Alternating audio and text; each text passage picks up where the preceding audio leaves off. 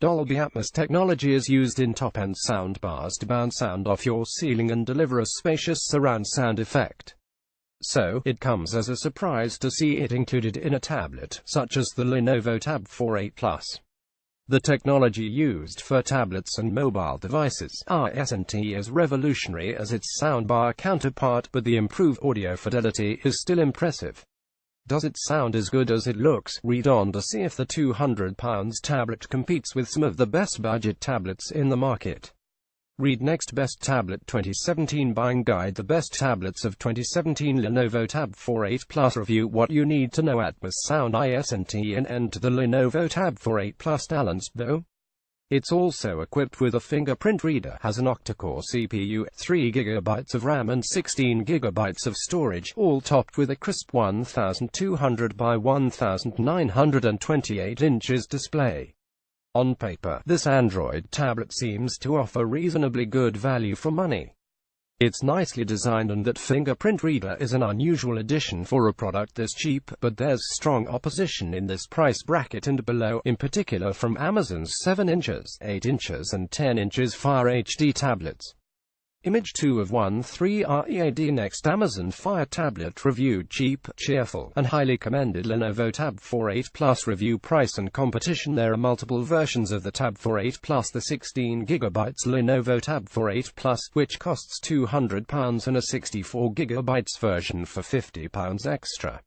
It's available in two colors, Aurora Black and Sparkling White, and there's also a 4G variant at around £280, but that seems to be a lot harder to source. It isn't short on competition.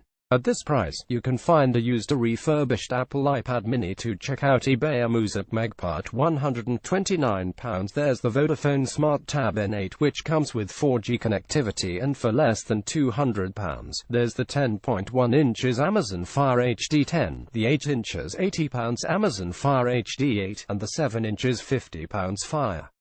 The 8 inches Lenovo Yoga Tab 3 at £170, and 10.1 inches Acer Iconia A3A40 at £180 are also viable alternatives, too.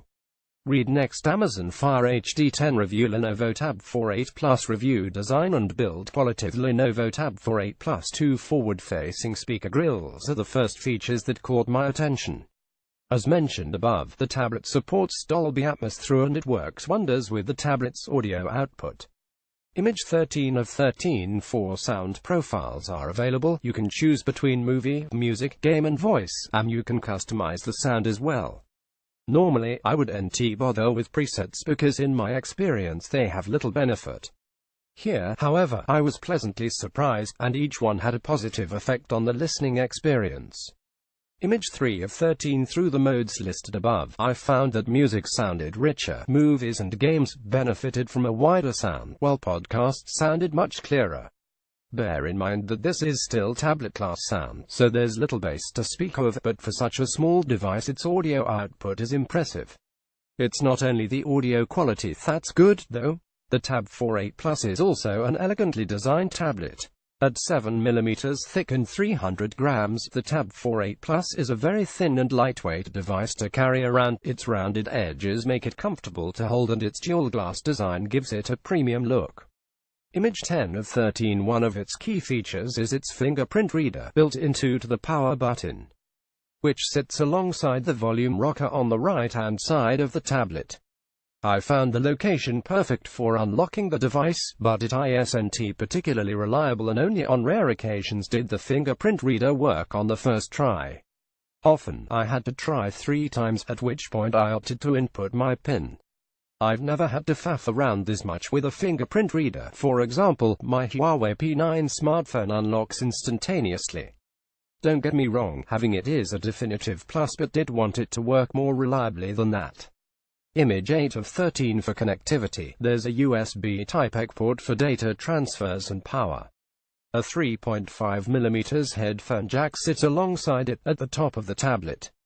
The tablet has dual-band 802.11 AC Wi-Fi and Bluetooth 4.2. On the left-hand side, a microSD card slot sits under a plastic, Lenovo-branded flap. If you want to take a picture, there are front 5 and rear 8 megapixel cameras and a flash on the rear to help out in low light. You can record video at 1080p at 30 fps. Image quality isn't the best, but it does suffice from the odd quick snap and Skype session. Read next. Amazon Fire HD8 review. The new Alexa tablet is best budget tablet in 2017. Lenovo Tab 48 Plus review. Display. The tablet has an 8 inches 1200 by 1920 IPS display, which gives it a 283 pixels per inch pixel density. Tested with our colorimeter, I observed a 59.2% sRGB gamut coverage, which is rather low. By comparison, the much cheaper Vodafone Smart Tab N8 achieved 75.7% sRGB coverage. Image 7 of 13. This means images won't look as vibrant on the Lenovo as they would on the Vodafone tablet, and I wasn't too impressed with its color accuracy either. Still, with a contrast ratio of 7281, movies and photos still look reasonable punchy on screen, and with a peak brightness of 417.6 cdm2, the display will remain readable in all but the brightest of conditions. Read next. Lenovo Yoga Tab 3 review. Lenovo Tab 48 Plus review. Performance. The Tab 4 doesn't run stock Android, but its installation of Android 7.1.1 is pretty clean, and with only a few pre-installed apps, such as ShareIt, an app used to send and receive files between devices, and SyncIt, which is used for synchronizing files across devices, plus the Microsoft Office apps, it runs smoothly. Image 11 of 13. Inside, you'll find a 2.0 GHz octa-core Cortex-A53 based Snapdragon 625 processor and 3 GB of RAM.